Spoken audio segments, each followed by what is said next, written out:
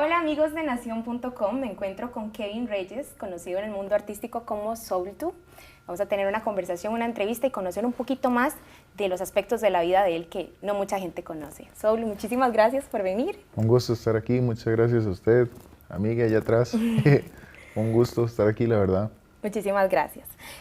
Soul, empecemos hablando un poquito de dónde creciste. Conozco un poquito de la historia, lo que has contado por ahí en redes, pero me gustaría saber cómo influye el área donde creciste en tu vida artística en este momento.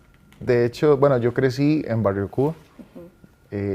La historia es bien loca porque, digamos, si usted escucha mucho a los señores hablar de Barrio Cuba es uno de los lugares que tiene peores famas para la gente de hace unos años atrás, porque en algún momento, digamos, como tal vez en mi etapa de infancia y previamente, antes de que yo naciera y demás, fue un lugar bien conflictivo en realidad.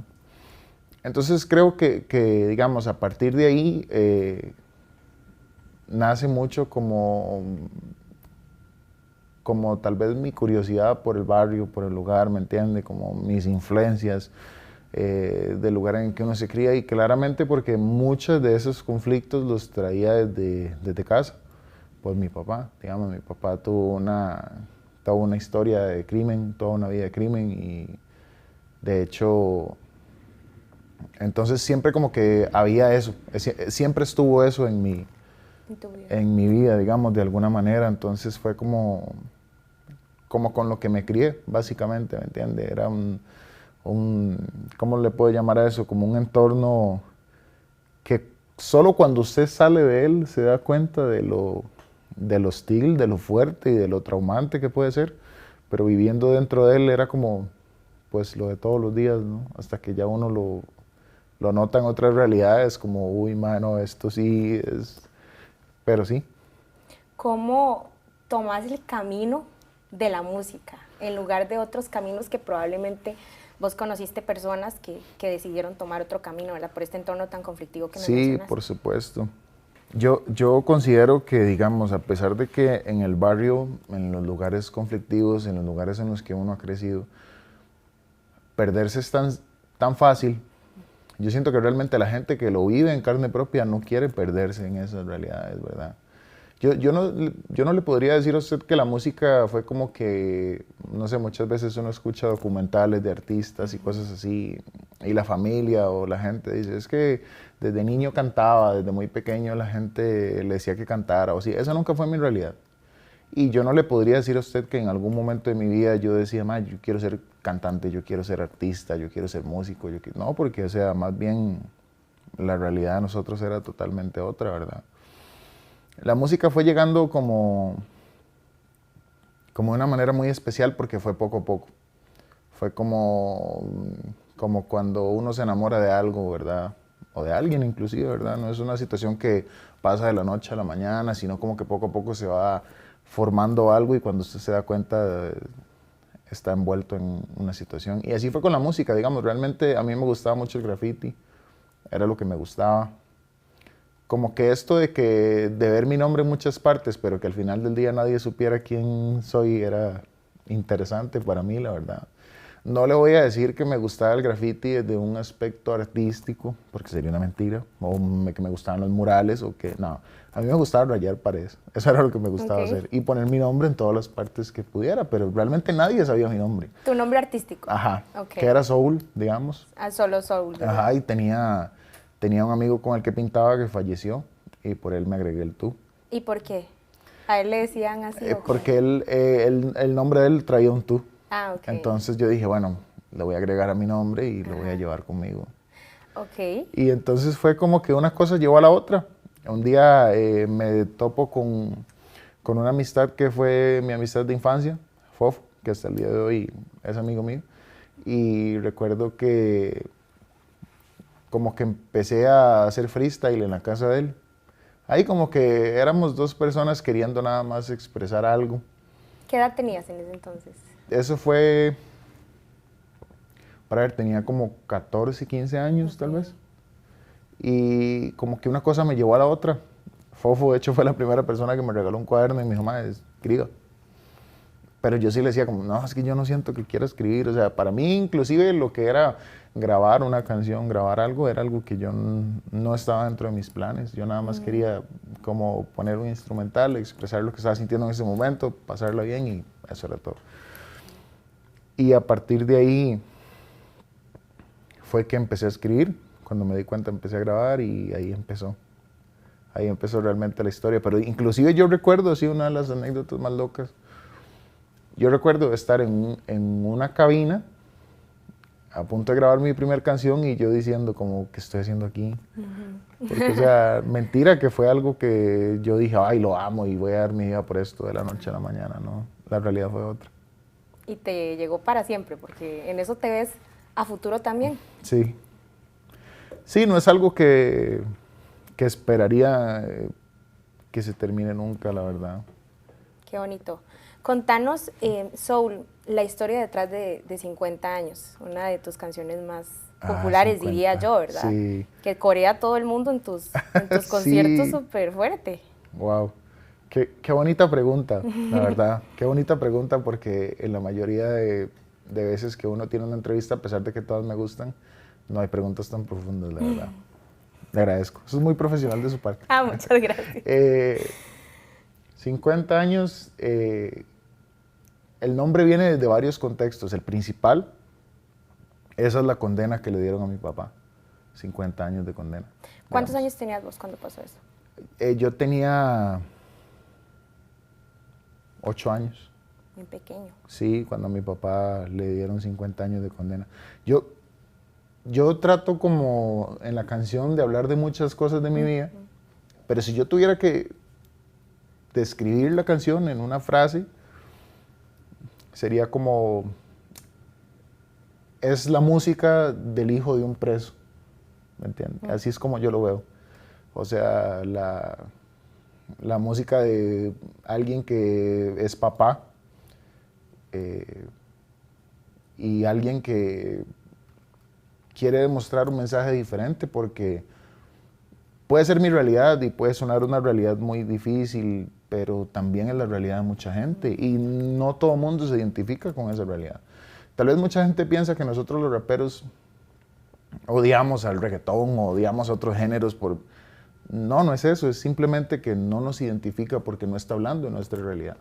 ¿Me entiende? Yo no le podría venir a decir a usted que a mí me identifica una canción de X y artista si esta persona me está contando acerca de las mansiones en las que vive, las comodidades que tiene, los lujos que tiene, cuando a mí a veces me cuesta llegar a la quincena, ¿me entiende? No es algo que es parte de mí, pero cuando usted lo escucha de alguien que viene de otro sector pero está igual, o todas esas historias de motivación de cómo a punta de música logramos pasar de una persona a 500 a 600 en un lugar, ya la historia toma peso para uno y lo identifica a uno de alguna manera, digamos. Entonces, 50 años de alguna manera representaba eso.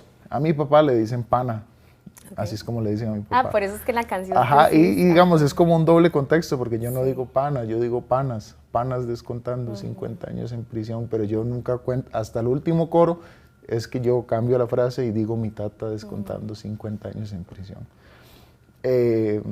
Gracias a Dios mi papá, debido a que él ya cumplió, ya ahora es adulto mayor y pues las complicaciones de salud en las que ha estado involucrado lo han llevado a tener una higiene más tratable y así. Entonces ya ahora está descontando un asilo de ancianos. Sigue estando preso, digamos, tiene muy pocas salidas a la semana, por ejemplo, pero por dicha ya no está en un centro penal, digamos. Pero toda esta etapa que yo viví, y recuerdo que vivimos muchos, es al final de lo que hablo, porque sé que no soy la única persona que se identifica con. Digo, usted ve, por ejemplo, usted se para afuera de la Reforma y ve la fila de personas esperando para ingresar y ve un montón de gente de nuestras edades, niños, adolescentes, y es lo que más recuerdo, como toda la gente que estaba ahí también visitando a su papá. Y seamos sinceros, si al final del día no soy yo quien habla de estas cosas, no lo vamos a escuchar en ninguna parte. Ahí es donde toma fuerza lo que es ser un MC. Eso es lo que realmente significa ser un rapero en nuestra sociedad. No es que queremos odiar a todo el mundo porque somos diferentes. No, es que queremos contar una realidad que sabemos que nadie más está contando. Y lo haces muy bien. Muchas porque gracias. veo los conciertos y de verdad la gente no solo lo canta, lo siente, ¿verdad? Lo que Sí, está cantando con tus letras. sí, es una situación bien, bien loca, la verdad. Yo recuerdo la primera vez que vi que alguien se tatuó mi cara. ¿En serio? Sí, y la primera vez que vi eso en mi vida, bueno, primero que nada me puse a llorar, ¿verdad? Porque eso es algo que uno no Wow, puede. sí. Pero yo en mis adentros decía, ¿qué tanto tuve que haberle dicho yo a esta persona mediante lo que estaba haciendo para que esta persona quiera llevarme en su piel toda una vida? Justo eso te iba a preguntar, Soul. ¿Vos estás consciente de que hay muchísima gente que considera que vos le salvaste la vida? Se lo Sí, ponen en los comentarios demasiado, sí. muchísimo. Bueno, hace poco que estaba ahí como medio stalkeando, ¿verdad? Para prepararme para la entrevista. Vi los comentarios de gente poniéndote, me salvaste la vida con esta canción, con lo que dijiste acá, Sí. me llegó. ¿Cómo se siente eso?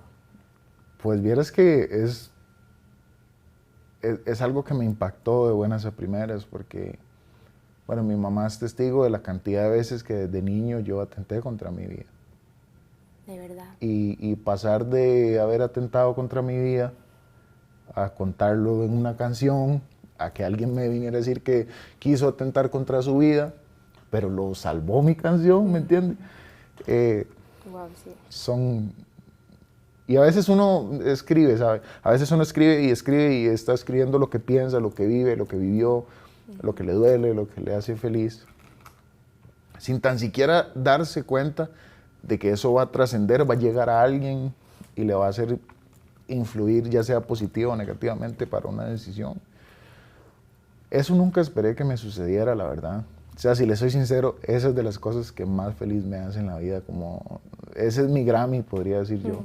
Esa es mi mansión. Eso es lo que yo podría, como dicen en términos actuales, flexear, ¿verdad? Porque eso para mí sí es el verdadero premio, ¿me entiende?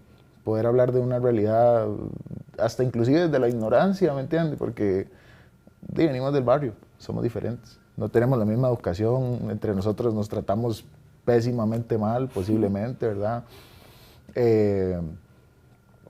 Y que haya una realidad que identifique a tantas personas, al final del día, fue uno de los mayores premios que he recibido en mi carrera, la verdad. Qué bonito.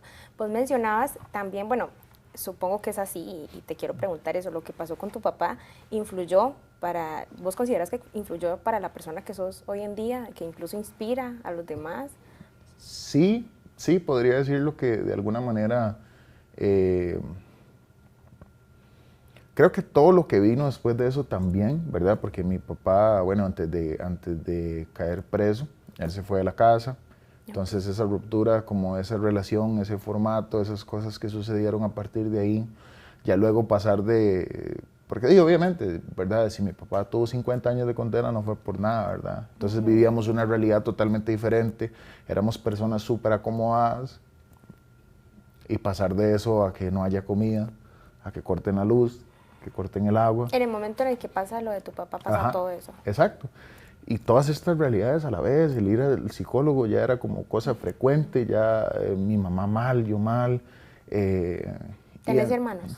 Sí, claro. Sí. Y pues mis hermanos, todo el mundo. Y siento que todo el mundo lo sufrió desde perspectivas diferentes, ¿me entienden? O sea, Fue como un luto. sí, Parecido. sí, de alguna manera. Y todo lo que trajo detrás, como, bueno, ahora me pasan a la escuela del barrio y la gente del barrio no me quería. Porque es una realidad. O sea, escucha a las personas del barrio hablar y, es que tal mae lo ha tenido todo, por eso aquí, por eso allá. ¿Vos eras así antes? Ajá, no, más bien, sí, yo era el que lo tenía todo. Ajá.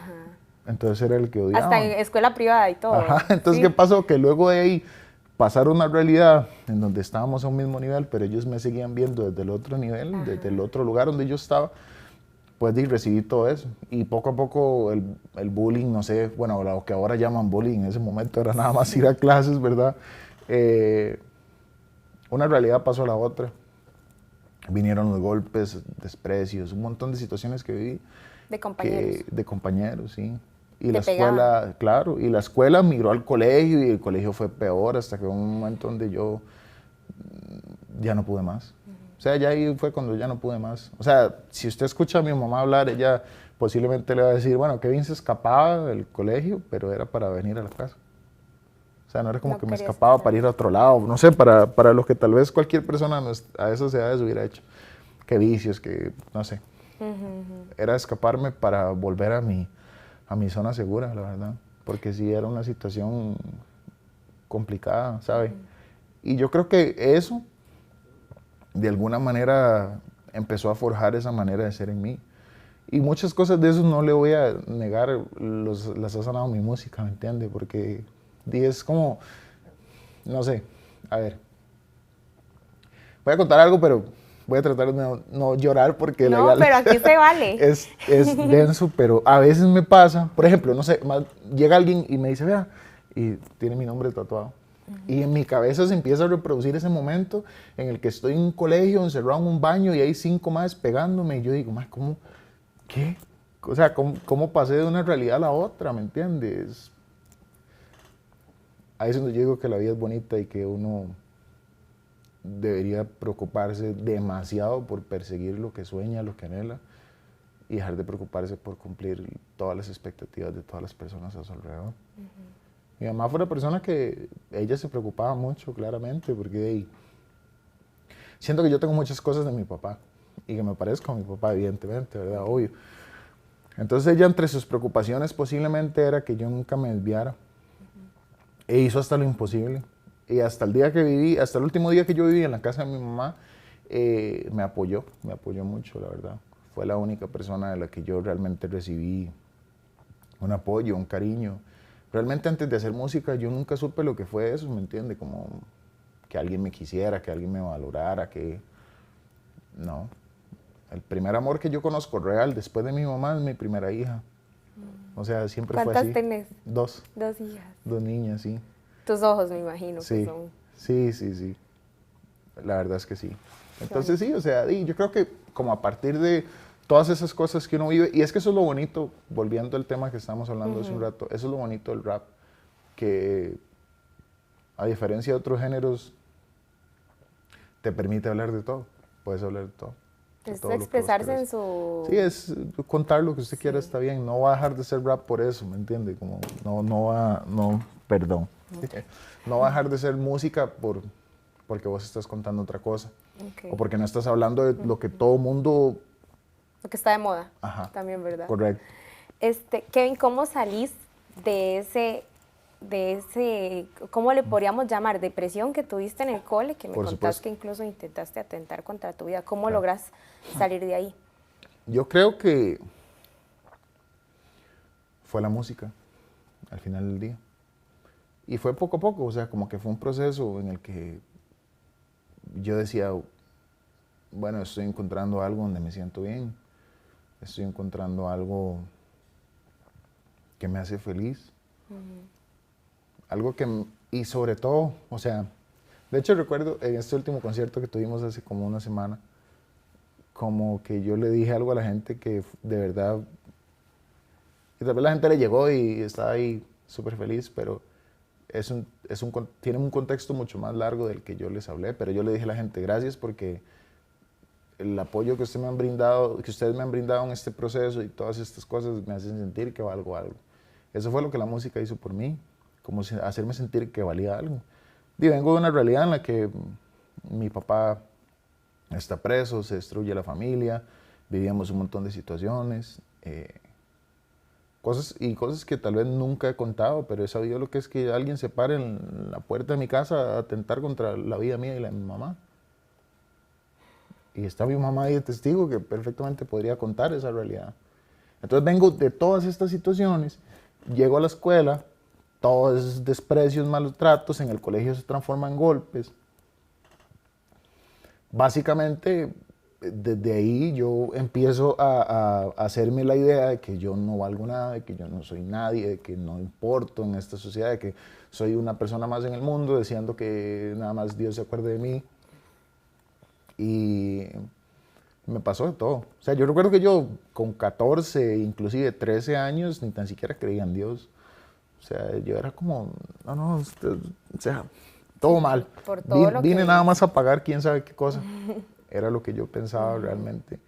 Y a partir de ahí, como que la música empezó a trabajar en mí, pero fue un proceso lento, como que pasó de ser algo que me gustaba a algo que me empezó a apasionar, y luego ya que me empezó a apasionar se volvió algo que ya me daba de comer, y luego le daba de comer a mi hija, y luego me dio para vivir, y fue ahí. Pero yo considero que la cura de todos mis males, la verdad, fue empezar a perseguir un sueño. Y por eso es que vos lo incentivas, ¿verdad? Sí, que siempre claro, das por como supuesto. el discurso Sí, de seguir los sueños, sí, porque en vos funcionó, ¿verdad? sí, Seguir porque ese sueño. funcionó y la verdad funcionó demasiado. Y como le he dicho a la gente muchas veces, yo llevo 12 años haciendo música. He sufrido y he tenido que apegarme a un montón de cosas que no he querido, a vivir realidades y situaciones que nunca en la vida esperé vivir. Pero lo volvería a vivir 1000 veces. Igual, la misma historia, no le cambiaría absolutamente nada. En serio, te Sí. ha dejado muchos aprendizajes. Sí, claro. Y es como hay una felicidad ahí que no lo quita nadie. Me acuerdo que un día, digamos, la mayoría de veces que yo he viajado, como a otros países, he ido a tocar a otros lugares, así. Ha sido una acción muy aventurera de mi parte, ¿me entiendes? Porque ahí no es tampoco como que yo le podía decir, no sé, alguien me contrató para tal concierto porque yo podía meter tanta cantidad de personas, ¿no? Fueron conciertos que veía y yo, que no hay un espacio ahí, sí, venga, y tienen de quedarse, y yo, sí, ahí veo. Y he dormido hasta en bodegas, ¿me entiendes? Era lo último que pensaba. Sí, exacto. Y entonces yo sabía lo que es estar durmiendo en una bodega, en un otro país, en México, por ejemplo, durmiendo en una bodega de quién sabe quién, porque alguien me prestó ahí para dormir, pero por dentro con esa felicidad, ¿me entiendes? Que posiblemente no me hubiera dado una cama king size en un super lugar si no estoy ahí por perseguir mi sueño. Entonces, es una locura, la verdad. La verdad es que sí. Por eso le invito a la gente siempre a perseguir sus sueños. Siempre le digo, luche por eso que quiere, no deje de preocuparse por todo lo demás, porque al final de cuentas no vale la pena. Hubo un cambio en el barrio que me contabas que incluso la gente te seguía viendo como desde ese tal vez espacio de prioridad que antes tenías.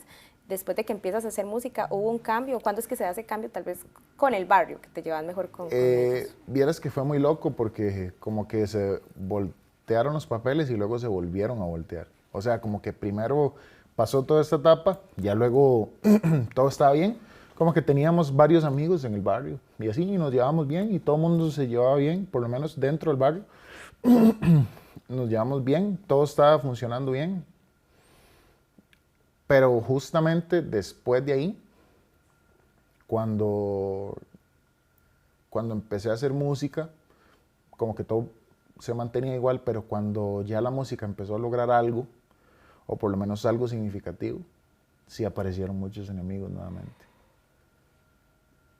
Porque ¿sabe qué es lo que sucede en el barrio? Al barrio no le gusta que usted esté bien. No le gusta, le cae mal. ¿Me entiende? Si usted tiene algo y ellos van a querer ir por eso que usted tiene. Porque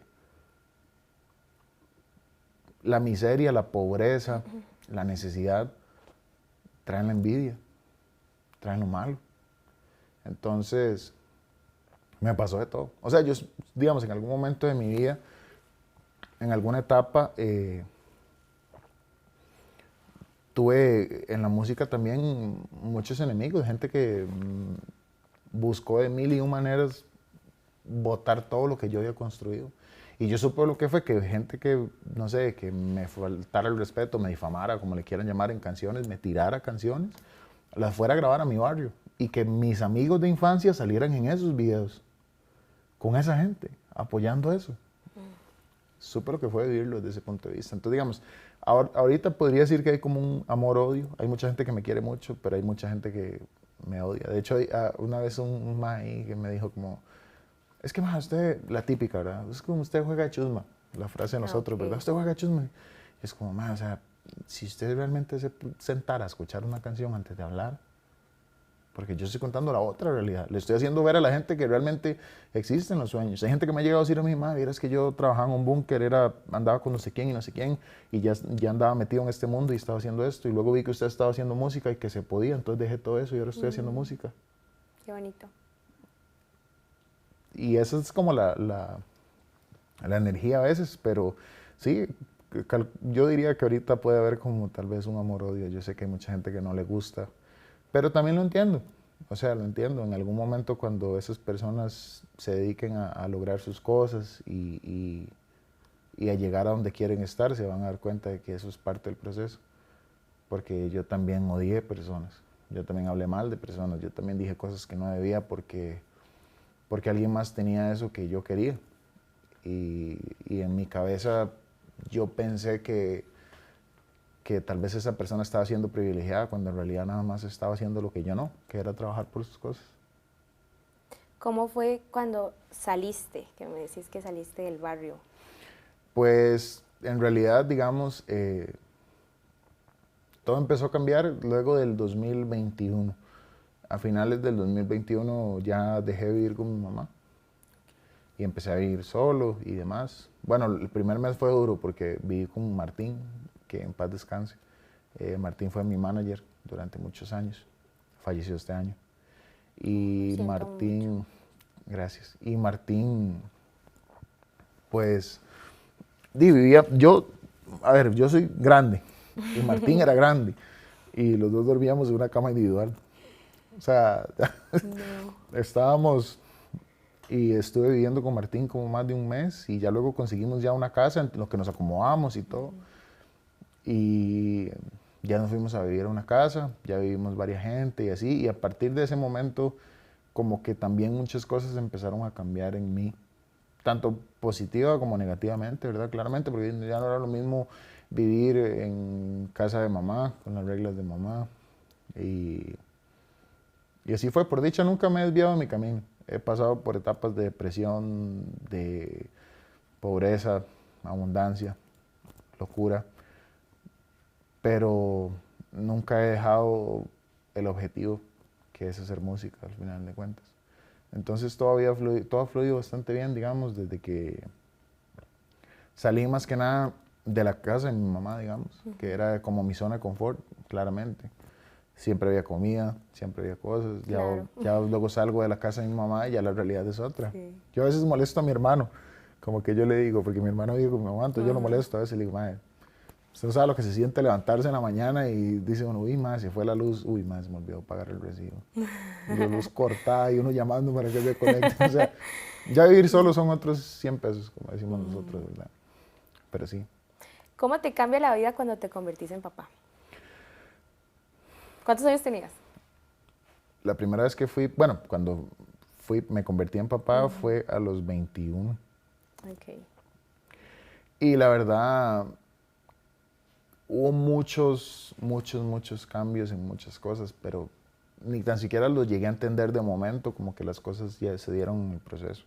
Lastimosamente, con mi hija mayor, no he logrado ni tan siquiera construir un vínculo, porque por conflictos con la mamá y así, como que de alguna manera se me truncaron muchas cosas que quería. Entonces, como que con ella no pude vivir muchas cosas que sí viví con Zoe. Zoe es mi hija menor. No, menor. ¿Cuánto tiene Sí, ella? Zoe tiene 6 años actualmente. Zoe es una locura. O sea, Zoe es la niña que usted ve en los conciertos cantando las Sí, canciones. eso he visto. O sea, ella es, o sea, y Zoe realmente cambió mucho mi vida. Yo me acuerdo que desde el momento que nació, Zoe nació un día del padre, 16 de junio del 2019. Nació un día del padre, cayó día del padre ese día. Y yo recuerdo que, o sea, como que yo diría que soy, y tal vez nunca se lo he dicho porque siento que ella tal vez no lo entienda ahorita, pero espero en algún día sentarme a hablar con ella más grande y hacerle saber eso. Yo diría que soy como que vino a alivianar un montón de cosas en mi vida. Como que ella vino a sanar un montón de cosas que yo estaba pasando. Y a su vez a hacerme sentir papá, porque yo sentía que no había podido ser papá, ¿me entiende? Que, o sea, tenía hasta una marca de ropa y yo quería vestírselo a mi hija y no podía. Y yo decía, bueno, entonces desde que nace Zoe, como que empiezo a vivir todas esas etapas una por una, porque inclusive hasta el parto de Zoe fue, o sea, la mamá de Zoe llegó, entró a un consultorio, o sea, ni tan siquiera llegó a sala de parto, llegó a un consultorio y la muchacha le dijo, no, esa niña está afuera, pujó una vez y salió. O sea, no estaba planeado que naciera ni siquiera no, ese día. no, o sea, y entonces como que Zoe, todo lo que ella ha hecho alrededor de mi vida ha sido como darme mucha paz, como darme un rato muy ameno, como hacer que todo, como alivianar. Yo diría que esa es la mejor palabra, como alivianar las cosas. Entonces desde que ella nace, empiezo ya como a vivir otras realidades, como ya como papá. Y uno aprende muchas cosas como papá. La vez pasada en una entrevista lo dije, yo dije, o sea, inclusive uno se da cuenta del valor de las mujeres, de la lucha de las mujeres, de un montón de cosas relacionadas a las mujeres hasta que es papá. Y de mujeres. Y de mujeres, sí, claramente, hasta que es papá. Porque antes de eso, uno vive la vida pensando otro montón de cosas. Entonces, con Zoe fue muy bonito todo desde un principio, la verdad. Ella de alguna manera vino a alivianar eso. Y como que desde 2 años, más o menos, le empecé a notar que ella sí tenía un gusto fuerte por mi música. Sí, eso he visto, lo he visto en videos. Ella Sí. sale cantando la canción, pero completa, o sea, la Sí, versión sí. explícita. Sí, de hecho, ella, y le gusta mucho, le gusta mucho. ¿Qué pensaste de eso al respecto? ¿Te viste en algún momento con una niña ahí cantando las canciones? No. Y con palabras a veces un poco... son muy buenas, Sí. pero hay una que otra palabrita ahí. Sí, que uno hay palabras demasiado Pero fuertes. ella se lo sabe. Ella se lo sabe, sí. No las utiliza, pero En las canciones sí.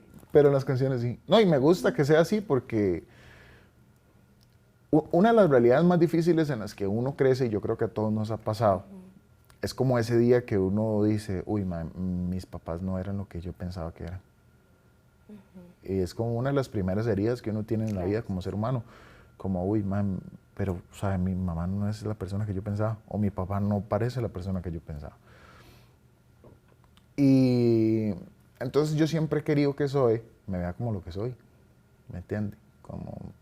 Como la persona que soy. Por eso también me enorgullece mucho hacer la música que hago.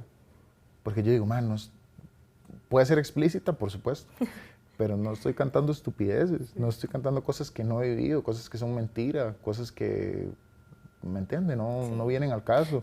Yo diría, no diría explícita, creo que esa no era la palabra correcta, son como fuertes porque tienen Claro. un mensaje que llega, Sí. ¿verdad? Por ejemplo, ayer yo en mi labor periodística hacía me puse a escuchar varios de tus canciones, ahí anoté en una libreta mis favoritas, ya tengo 3 que me gustaron muchísimo, okay. Porque alcancé a escuchar poquitas, pero bueno, y dejan siempre un mensaje. Y yo me ponía porque creo que les ponen como los subtítulos ahí, y uno ve como, uno se queda como hipnotizado escuchando y viendo el mensaje y viendo las palabras y te llega, es como, wow, eso estuvo súper fuerte. Sí. Y vos lo escribís, pero para uno que lo escucha, y a veces uno también ha pasado situaciones difíciles en su vida, bueno, hay unos mensajes que llegan mucho. Y precisamente también por eso seguro es, bueno, me imagino que es así, lo que se identifican las personas como vos, que incluso trasciende fronteras. ¿Cómo es eso? O sea, tenés fans, yo veo ahí en los comentarios, saludos desde Ecuador, desde Guatemala, desde México. Sí. Tenés mucha presencia internacional. Sí, por dicha se ha venido dando con el paso de los años que se ha pronunciado mucha gente de otros lugares. La verdad es que eso es lo que más me gusta de la música. O sea, que tenga un mensaje que, a pesar de que viene de alguien que es vocero de un barrio, es un mensaje que puede identificar a demasiadas personas a la vez, de muchas situaciones, de muchas realidades, porque ahí es donde uno define como lo real de lo que uno está haciendo, ¿verdad? Es como, ok, es muy humano, diría yo. Entonces, por eso es que identifica a muchas personas alrededor del mundo, al final de cuentas, por lo humano del mensaje y lo que motiva el mensaje también. ¿Consideras, bueno, esa es una pregunta clave para los músicos nacionales, qué tan difícil es hacer música en Costa Rica? ¿Qué tanto es el apoyo que logras recibir acá? Y si consideras que también el apoyo internacional a veces es más presente que el nacional. Yo le voy a ser honesto. La mayoría de veces yo he escuchado decir a los músicos que el apoyo en Costa Rica es nulo, o que es muy bajo, o que todo mal, la verdad. Yo nunca he topado con esa realidad, la verdad. A mí la gente me apoya y me quiere muchísimo, digamos. Y he tenido etapas donde he estado más alto, he tenido etapas donde he estado más bajo, y aún así siempre se han llenado los conciertos. Ha habido gente inclusive diciendo mentiras acerca mía, digamos, o queriendo públicamente decir cosas que son ajenas a mi realidad, y aún así la gente ha seguido ahí, ha estado ahí. Y yo creo que eso también es bonito porque significa que al final de cuentas ellos sienten la honestidad de las cosas, sienten la veracidad de las cosas. No es como hoy, mae, es porque este mae está de moda. Me alegra mucho eso. Nunca he sido el artista que ha estado de moda, o como decimos nosotros, el artista que ha estado pegado. Nunca he estado pegado, pero tengo años de no tener un concierto vacío. Tengo años de que me sigue escuchando la gente, años de que he roto récords que yo ni me imaginaba que iba a romper algún día. O sea, actualmente tengo más de 12 millones de reproducciones en mi cuenta de YouTube y más de 10 reproducciones en Spotify. Más de 10 millones de reproducciones en Spotify. Bastante. O sea, entonces uno dice, bueno, de la realidad que uno viene, uno no pensaría que eso iba a pasar. Yo como músico aquí he recibido bastante apoyo, claro que sí. Eso sí te digo, ha sido todo un camino que nosotros mismos hemos construido. Como que le hemos enseñado a la gente poco a poco que existe el rap, qué significa el rap, por qué hacemos rap. Y a partir de ahí fue que empezó, digamos, el asunto. Yo siento que la gente a veces espera como hacer un one hit wonder, digamos. Como, ay, me quiero sacar una canción y que pegue mañana. Sí, y más bien eso es peor. La verdad eso es mucho peor.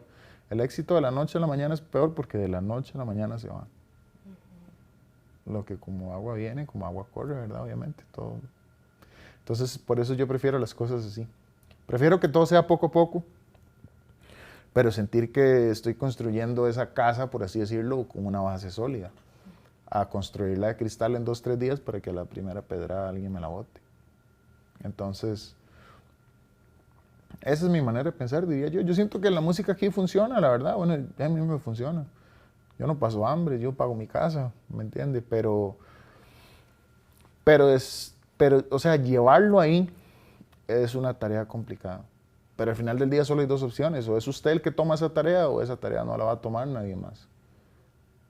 Porque esa es la realidad de las cosas. O sea, mucha gente lo ve como, sí, es que es soltudo aquí y allá y la gente lo apoya. Sí, pero yo tuve que hacer ese camino. Trabajarlo.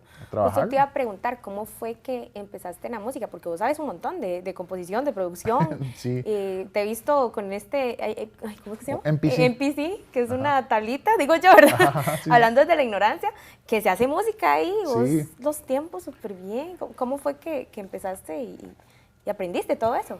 Eso, yo diría que eso nace a partir de la necesidad. Digamos, uno como ser humano cuando quiere emprender en algo o quiere aprender algo o quiere, no sé, busca algo, siempre está ahí presente las barreras, sea cual sea.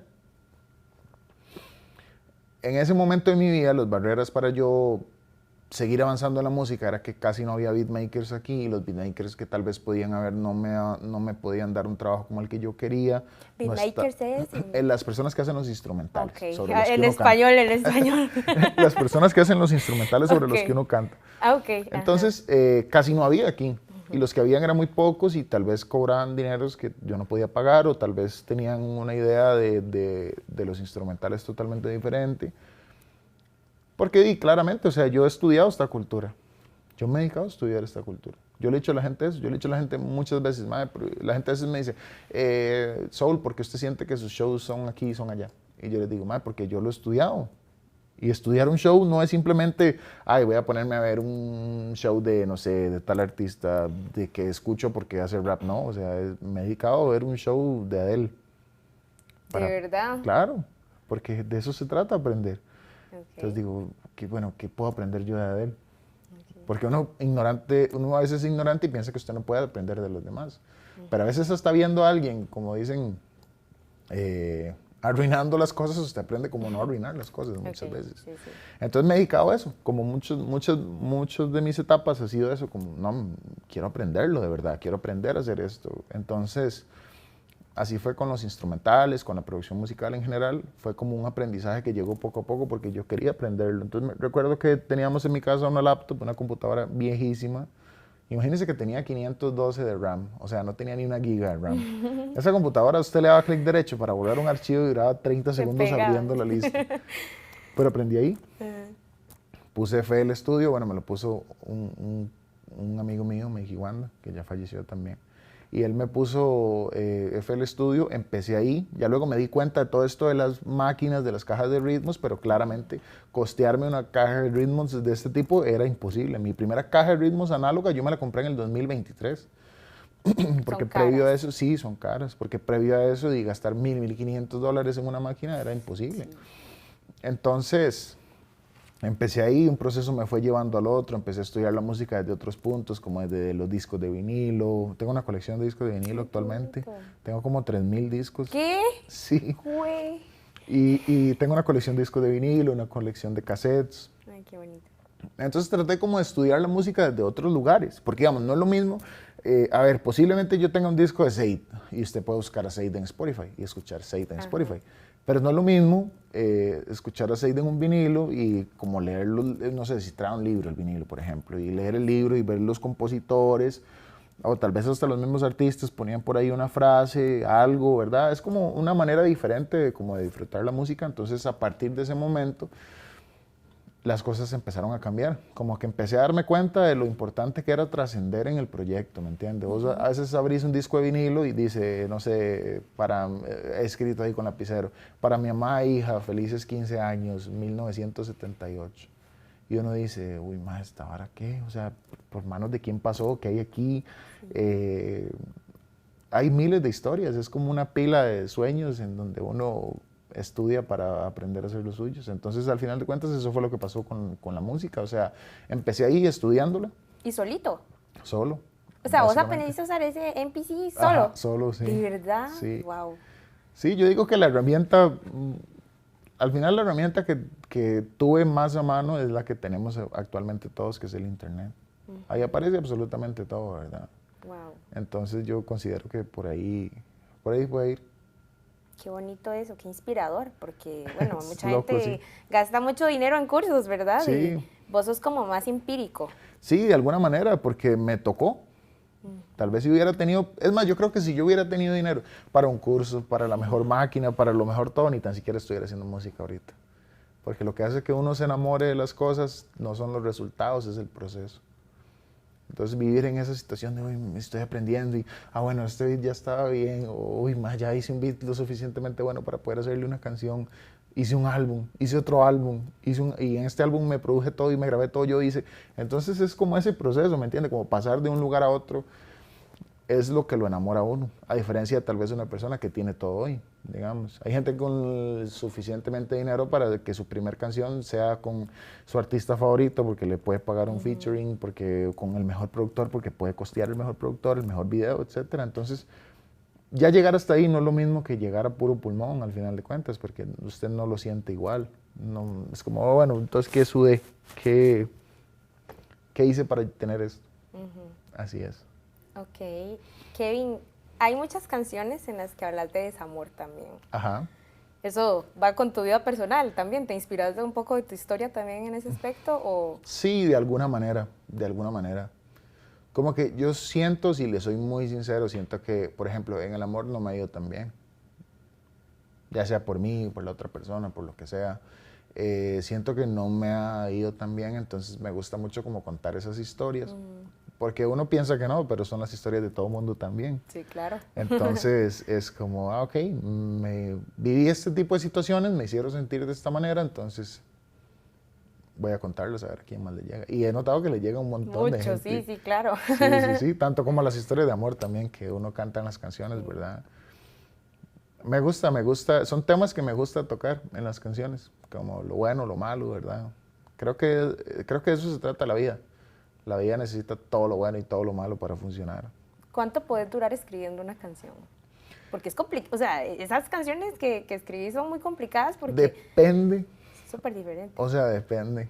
¿Sí? A ver, no es porque yo quiera, ¿verdad? Como hacérmelas el que más, ¿verdad? Pero sinceramente soy el compositor más rápido que conozco. ¿En serio? Sí, o sea, yo soy... Sin alardear, dice. Sí, no, sin alardear. O sea, pero es porque tal vez yo me dedico a lo que me dedico, ¿me entiendes?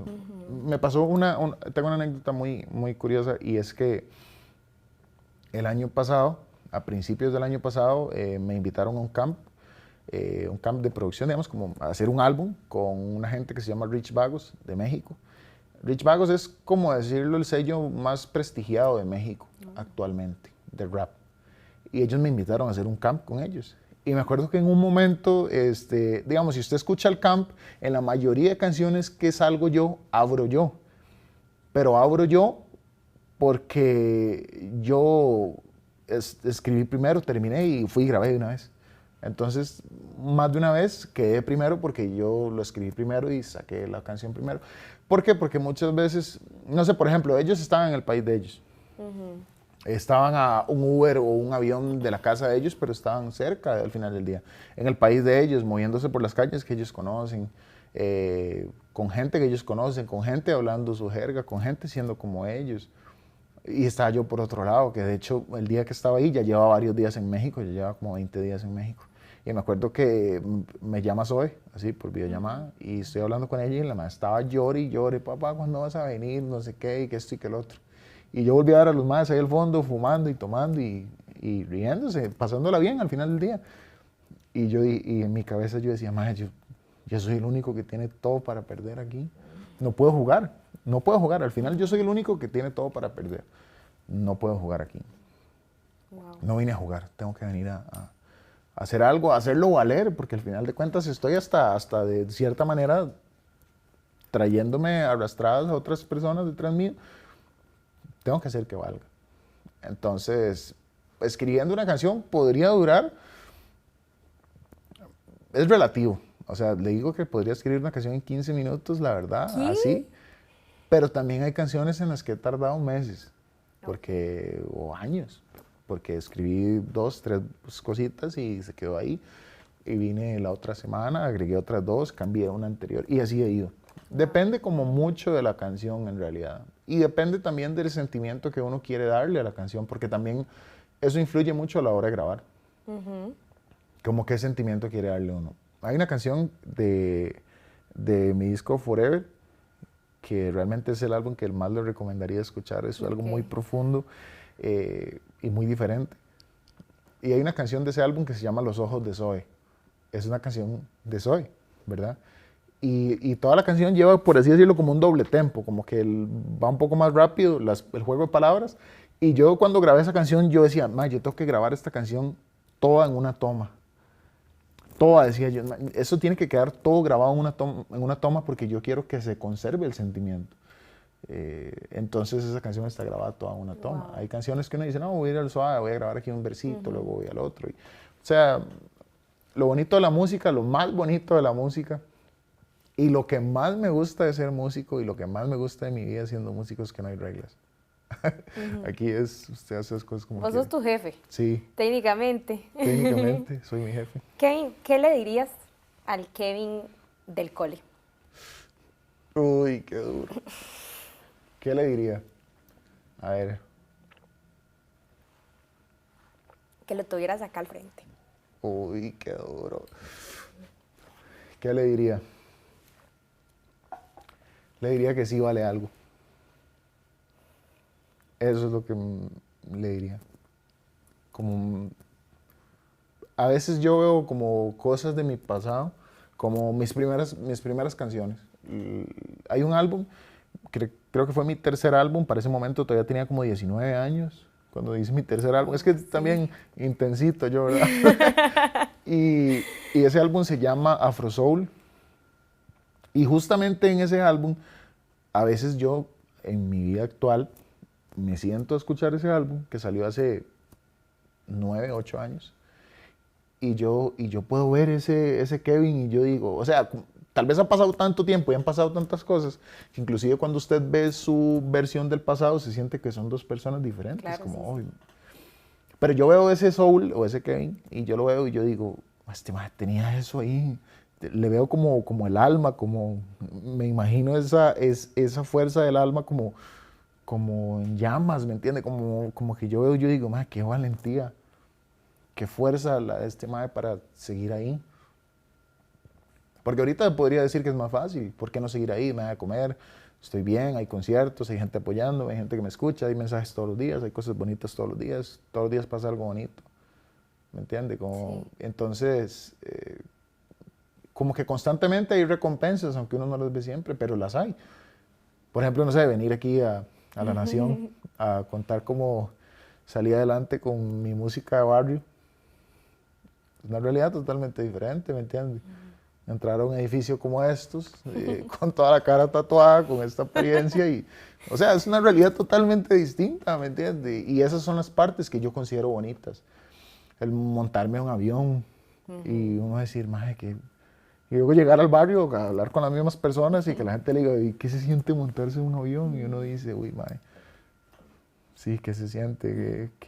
¿Me entiendes? O sea, entonces yo, la verdad es que a ese Kevin le diría específicamente eso, como usted sí vale algo, Profundo. aunque parezca que no, aunque sienta que no, y se va a dar cuenta por qué. Probablemente te vea y se le iluminen los ojos, Sí, ¿verdad? De ver sí, todo sí, lo que has logrado. he vivido un montón de cosas bonitas, la verdad que nunca en la vida me esperé que yo iba a vivir, la verdad. Recuerdo que cuando tenía como 16, había encontrado un colectivo que se llamaba The Organized Thread, creo que se llama eso más. Había un mae que se llamaba Papa J y ese mae, yo me acuerdo que ese mae sacaba videos, yo lo veía, yo quería hasta vestirme como el mae y todo, me acuerdo. Y el año pasado, hicimos una canción. ¿En serio? Sí, se llama Tears y entonces hicimos Qué una bonito. canción. Y yo me acuerdo que cuando el mae me manda el verso de él y yo estoy abriendo la sesión, escuchando las voces de él, inmediatamente me acordé cuando era un niño y lo encontré. Y yo decía, mae, este mae está cantando conmigo y me está diciendo que es un honor cantar conmigo y que lo que yo hago le gusta y que lo que yo hago le parece muy especial y cosas que nunca esperaría como ser humano vivir, la verdad. Wow. Jamás me hubiese esperado vivir estas cosas, la verdad, pero están pasando y soy agradecido por eso, la verdad. Porque esa es otra parte, siento que, siéndole muy sincero, nunca en mi vida me esperé como músico que yo fuera a vivir las cosas que viví, porque siempre fue para expresarme. O sea, yo no le iba a decir, o sea, es que yo pequeño, no sé, bueno, pequeño digo yo, pero ya era adolescente, me ponía a escribir y yo decía, uy, no, es que me imagino esto en un estadio, me imagino esto en un concierto lleno de personas cantando mi nombre, me imagino gente tatuándose mi nombre, tatuándose mi cara, me imagino la gente, porque me ha pasado, o sea, me ha pasado una innumerable cantidad de veces que, por ejemplo, hacemos un meet and greet y viene alguien y se pone a llorar. Y yo digo, mae, ¿me entiendes? Y me pongo a llorar y abrazo a la persona y yo digo, mae, no sé, nunca me hubiera esperado esto, jamás, ¿verdad? Entonces, básicamente es muy loco porque yo siempre escribí desde mi intimidad, como lo mío, lo que estaba pasando, lo que estaba mal, lo que estaba bien, todo aquello que me dolía y no era capaz ni de contarle a mi mamá.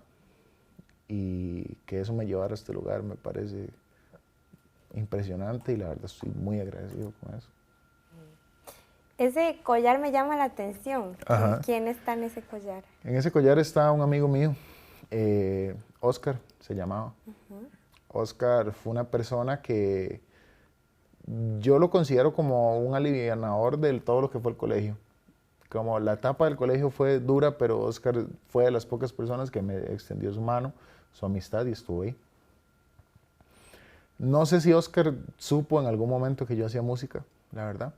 Con Oscar perdí contacto como un par de años. No, tal vez como unos 5 años perdí contacto con Oscar. Y quise saber de él. Como que entonces había una chica que yo conozco del barrio, que también era compañera mía, Y como que le dije, ay, Oscar, no sé qué. Me dijo, voy a hablar con el mae, yo creo que yo lo tengo en Facebook, me dijo. Voy a hablar con él para que nos contactemos y salgamos, digamos algo, ¿sí? Y luego me llama y me dice, yo creo que Oscar está muerto, me dice. Y digo yo, ¿cómo? No, o sea, jamás. O sea, en mi cabeza no cabía la posibilidad de que eso fuera verdad. Y me dice, ahí está el número de la mamá. Yo sinceramente no me atreví a llamarla. Si usted quiere llamarla, llámela. La llamé. Y la señora me habló normal hasta en el momento que yo le dije, es que yo era compañero de Oscar y quiero saber qué fue lo que pasó. Y la señora se ataca a llorar. Oscar venía en un carro, como con otra persona, y como que supuestamente venían por la otra persona que venía en el carro, y los mataron a los dos. Y en ese momento hay una canción que se llama Día de Gracias, en la que yo le cuento a Oscar mi vida. Como que le digo, madre, vieras que me hubiera gustado sentarme a hablar con usted, a contarle que me está pasando todo esto, pero ya que no se lo pude contar, se lo voy a contar en una canción. Pero sí, es lastimosamente la realidad de los lugares donde crecemos, ¿verdad? ¿Qué proyectos vienen a futuro, Soul? No he hablado de esto nunca, es la primera vez que voy a hablar de esto. Exclusiva. Sí, yo en diciembre del año pasado saqué un EP y después de ahí no me he pronunciado en redes, digamos como música, no he sacado nada. Y por un momento existió en mi cabeza como la duda, como, uy, man, no quiero que la gente se olvide de mí, porque siempre he sido muy constante. He sacado videos cada 2 meses, cosas así, cada mes y medio, hasta un mes sacado videos. O sea, más que soy yo mi filmmaker y toda la... y como que llega enero y en enero como que no me siento bien. Como que yo digo, man, necesito como... No sabía si necesitaba una pausa, un receso o qué era lo que estaba sucediendo, pero estaba tratando como de descifrarlo. Llega marzo, en marzo fallece Martín. La muerte de Martín fue algo muy inesperado, la verdad. No era como que estábamos ya lidiando con una enfermedad y sabiendo que no, o sea, fue como prácticamente de la noche a la mañana. ¿Vos estabas viviendo con él cuando él falleció? No, ya teníamos como 4 meses de no vivir juntos. Ah, ok. Y no sé, como que... Y pasó así de la nada. Recuerdo que me llamó la hermana y me dijo, Martín está grave. Y yo le dije, ¿pero qué pasó? Porque Martín lo iban a operar, le iban a sacar una platina que tenía. Pero la operación no sé de qué manera se complicó. Él tenía una infección, se contaminó, pasó de mal a peor en cuestión de nada. Y ella en el teléfono me dijo, estamos orándole a Dios, esperando una respuesta del Señor, pero los doctores dicen que es casi imposible que sobreviva. Y ya para que un doctor dé un veredicto de esto, ya no entiende por dónde van las cosas, ¿verdad? Entonces recuerdo que lloré como nunca, la verdad. Decía que no sucediera, lastimosamente, pues sucedió y los propósitos de la vida no es uno el que con el entendimiento humano va a entender el entendimiento divino, ¿verdad? Entonces, pero fue un golpe, o sea, y fue una baja, fue un golpe muy, muy duro, la verdad. Y hasta el día de hoy es algo de lo que ni tan siquiera hablo, la verdad, porque conforme van pasando los años uno va ganando responsabilidades y un montón de cosas a su paso, pero sí es algo que me ha afectado, la verdad. O sea, sí es algo que me ha tenido afectado. O sea, yo soy una persona que inclusive ni tengo ahí audios de Martín, porque Martín Martín es solo había uno como Martín, digamos. Entonces, y yo no escucho los audios, no veo los videos, no quiero ver nada de eso, porque es una herida que no sé hasta qué punto, no sé cómo sanarla, para ser muy honesto. Entonces prefiero como no dejarlo quieto ahí, no. Pero durante todo este proceso, como que un día dije, que esa es la parte que no le contaba a nadie, como que durante todo este proceso y previo a este proceso, tal vez un mes antes de este proceso, en medio de la etapa de escribir, como que por allá de vez en cuando hacía una canción, o me encontraba un ritmo, o creaba un ritmo, y yo decía, voy a hacer algo aquí, voy a hacer algo con esto. ¿Y qué tal si hago esto? Y cuando me di cuenta había hecho todo un disco, la verdad. Y entonces estoy planeando sacar el disco, pero no sé todavía para cuándo, No hay digamos. fecha tentativa. No, pero sí es como...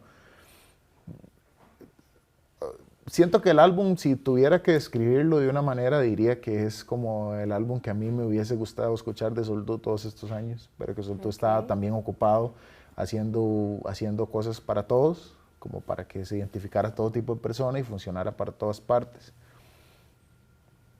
Pero ese es un álbum mío. O sea, hay como demasiados pensamientos muy profundos, muy míos, contando mis miedos inclusive. Hay canciones del álbum donde me presento como alguien inseguro, como alguien que acepta que ha buscado aprobación y que por aprobación ha hecho cosas de las que se arrepiente. Entonces, eso es básicamente lo que viene. Estoy pensando en eso, estoy trabajando también, quiero sacar un sencillo como para marcar ahí una línea de inicio y darme el tiempo necesario para que el proyecto salga bien. Que es también algo que hice. O sea, como que a pesar de que siempre hay presión de la gente, presión de todo, de que hay que sacar, de que hay que hacer, por una vez en mi vida dije, bueno, la verdad es que hay mucha música, yo ya no me voy a presionar por eso. Voy a darme el chance necesario para que esto salga como tiene que salir, para que funcione como tiene que funcionar, y ya no me voy a preocupar por el resto. ¿Ya está grabado? Ya está grabado. Sí. Sí, ya está grabado. Entonces todo el mundo pendiente. Yo también. Soul, tú, nada más para terminar, me gustaría que nos hicieras un tour por tus tatuajes. Ok, Empezando eso está chido. de arriba para abajo, de abajo para arriba, como quiera, porque veo unos muy llamativos, pero quisiera que nos contara ahí por encimita un poquito la historia. Ok, a ver, los tatuajes en mi vida realmente han marcado mucho significado. No, ni tan siquiera recuerdo perfecto, así como exactamente en el momento que me tatué. ¿El primero? Me acuerdo del primero, pero no me acuerdo cuándo me tatué tanto. O sea, fue okay. como que ya un día me vi así en el espejo y dije, madre, pero ya estoy. Los tatuajes que tengo en un 90% son por música. Son de música todos, digamos. Bueno, acá tengo un retrato de mi hija, digamos. Tengo acá unos ángeles, pero son como unos querubines, pero tienen como las caras de mis hijas, por así decirlo. Bien. Tengo los nombres de mis hijas tatuados, tengo el nombre de mi mamá. Pero casi todos, digamos, han sido como por música. Por ejemplo, acá tengo el segundo tatuaje que me hice, es un retrato de Biggie. ¿De quién? De Biggie, de Notorious B.I.G. Okay. Es como el primer rapero que me inspiró como a hacer música y demás. Y a partir de ese momento, todo lo que viene aquí está hecho por música, digamos. Y vos ves, bueno, aquí está Rocky, que es como la mascota del sello, el perro. Bueno, está Zoe, pero con un pasamontañas. Puedes enseñarlo así para que la vea. Sí, Zoe y con un ese de aquí pasamontañas. atrás también. Ajá. Es la misma ella. Ella salía, mi hija mayor. Ah, la mayor. Ajá. Okay. Pero digamos, la mayoría son letras y dicen cosas como relacionadas al proyecto, a la música. Este es un uno porque fue la vez que entré a número 1 de tendencias de YouTube. Entonces me lo tatué porque dije, esto es un recuerdo increíble. Pero casi que todo lo que tengo, para mí el más importante es este porque es como Mad Flavor. Es el sello mío. Creo que es este lado, ¿verdad? Sí, sí, ahí está. Y es como la marca que quiero llevar conmigo siempre como al frente, de alguna manera, ¿verdad? Creo que el significado, bueno, yo solo tengo 2 tipos de tatuajes en todo el cuerpo, que son letras y retratos. Es lo único que tengo tatuado en todo el cuerpo. ¿Y tenés todo el cuerpo? ¿O hay Me faltan las piernas un poco, digamos, pero esta zona la tengo y me falta como a los lados y la espalda. ¿La espalda está cubierta? No, la espalda me falta. ¿Te falta? Me falta la espalda. ¿Y tenés ahí como proyecto seguir? Sí, como que quiero seguir haciéndome cosas. De hecho, digamos, en la espalda lo único que tengo es Worldwide, de lado a lado, la palabra Worldwide, y Martín teníamos Flavor. Entonces teníamos un tatuaje juntos, decía Mad Flavor Worldwide, sí. Entonces, sí, pues básicamente quiero seguirme haciendo algunos, pero ya como que es que duele mucho, la verdad. Ya llega un momento donde usted dice, es que las costillas, ya. ¿Cuál ha sido el que más le ha dolido? El que más me ha dolido, creo que es como aquí, esto se llama como el esternón. Ajá. Como aquí. Ahí sí sentía como que yo decía, ¿en qué me metí? Sí, ¿para qué me hice esto? Tiene razón mi mamá, yo no me voy a tatuar. Pero sí, básicamente. Siento que son como parte de mí, la verdad, como, Sí. como de mi historia, la verdad, de alguna manera. También me gustan porque es un contraste como con mi personalidad. Como que tal vez me monto un Uber por decirle algo y la persona se queda así como, uy, mae, ya luego venimos hablando y ya. Como que uno hasta ve la expresión corporal de la gente donde cambia, como... ah. Sí, porque hay todo un estigma, ¿verdad? Hay Pero, todo un estigma y sigue funcionando hasta el día de hoy, digamos, por ejemplo. Recuerdo que en el aeropuerto de Guadalajara una vez tuve también como un altercado porque nos bajamos todos del avión y nos ponen en fila para que nos huela como un perro. Usted sabe cómo funcionan esas cosas, ¿verdad? Entonces está todo el mundo en la fila, pero viene un policía de frente y me dice, usted venga, quítese los zapatos. Pero yo ando unos tenis normales, el resto de la gente anda tenis, entonces yo le digo, o sea, y ese día había pasado un mal día, la verdad. Bueno, no un mal día, sino que había dormido como 3 horas. Tuve un concierto la noche anterior en Ciudad de México, agarré un vuelo a las 6 de la mañana. El concierto terminó como a las 3 de la mañana, agarré un vuelo a las 6, sí, no dormiste estaba ahí a nada. las 8 de la mañana. Y recuerdo que le digo yo, le digo, sí, claro, oficial, pero le puedo hacer una pregunta, le digo. El maestro estaba muy molesto, la verdad, no sé, seguro tenía un mal día. Y me dice, ¿qué pasó? Le digo, ¿por qué soy yo la única persona a la que le está pidiendo que se quite las tenis? Le digo. O sea, fue al azar, me escogió a mí o qué, le digo, porque yo tengo tenis igual que todas las personas que están aquí. No es que ando unos zapatos diferentes, unos zapatos de plataforma, no sé, algo que él me pueda todavía. Ah, que se las quite, no sé qué. Entonces le digo yo, entonces yo le dije a él, o sea, le dije, está bien, yo me los voy a quitar, le digo, pero a partir de este momento voy a tomar lo que estoy haciendo como una discriminación. Porque lo único que me diferencia al resto de las personas de la fila es que estoy todo tatuado. Y soy curiosamente la única persona a la que le pide que se quite las tenis. Y en eso llegó otra oficial y me dijo, no, no se quita las tenis, hágase la fila otra vez. Y como que algo le dijo al mae y todo bien. Pero son cosas que uno vive, digamos, mucho. También me pasa como en la calle, vamos a veces todos en el carro porque vamos para un rodaje o algo así y nos para la policía y un montón de policías y así. Y ya llega un momento donde ya nos dicen, no sé, ¿y usted y que esto y que lo otro? Y ya luego ven que uno ni tan siquiera anda nada, que todo bien y ya todo como corriente. Pero sí, la verdad es que a pesar de que tal vez hasta he escuchado comentarios de personas que me han hecho acerca de cómo se ve mi apariencia, cómo se ven los tatuajes, yo sí me siento orgulloso por eso. Y sí me gusta demasiado y siento que es parte de mí, fundamental, y que posiblemente me veo como sé que es ese soul del que hablamos, le hubiera gustado verse. Entonces está bien para mí, la verdad. claro, son parte de tu esencia y Y tu marca. parte, sí, parte de mí, correcto. Sí. Bueno, Saúl, muchísimas gracias. Gracias a ustedes. Por este espacio, por concedernos la entrevista. Fue un gusto conocerte y saber un poquito más de vos y voy a entonces estar esperando con ansias ese nuevo álbum que viene en camino. Muchísimas gracias, no, gracias por el espacio y todo y un gusto estar aquí, la verdad. Igualmente. Y gracias a ustedes también por sintonizar esta entrevista. Los esperamos con la entrevista escrita también en nacion.com.